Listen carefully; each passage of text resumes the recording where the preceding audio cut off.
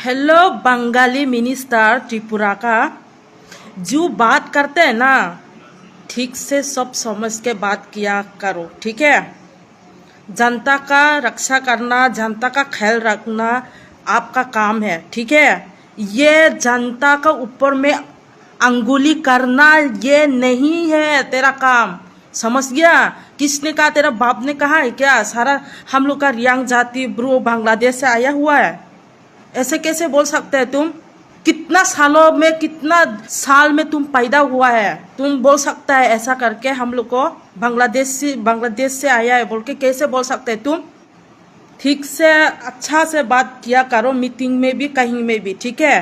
रियांग का ऊपर में अंगुली करेगा ना, ऐसा तेरा करेगा ना, सीधा कर दूंगा, ठीक है। सब समझ के बात किया करो।